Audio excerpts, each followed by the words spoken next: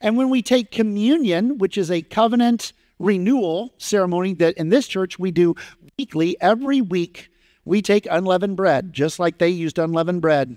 And we break that bread, but we have new meaning to it. We break bread and we remember the sinless life of Christ, who lived for us, who died for us, who gave himself for us. And what we're doing is we're reminding ourselves, we're remembering. He said, do this in remembrance of me. We are remembering that God kept his promise to us to save us from our sins. And we are remembering that the price of that redemption was his own life and blood, that Christ died for us.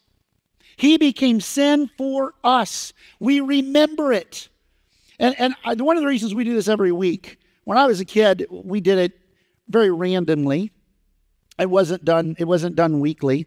And then I went away to a church that did it weekly. At the Bible college I went to, it did every week. And I found it was life-changing for me.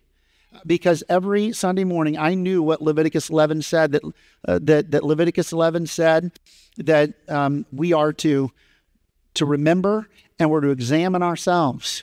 And if we have offended anybody, if we've sinned against anybody, if someone's sinned against us, we're to make sure we don't have unforgiveness in our heart. We don't have bitterness in our heart. We bring our hearts and we say, Lord, search me, try me, know my thoughts. We remember what he did for us, and then we should respond with a life that matches what he did for us. Jesus died for us. Isn't it appropriate that we should live for him? How can we forget what he's done for us and live like the rest of the world? God has called us to be a holy and distinct people. So every week we have a covenant remembrance ceremony. We remember that Christ died for us. If he died for us, it's reasonable that we should live for him.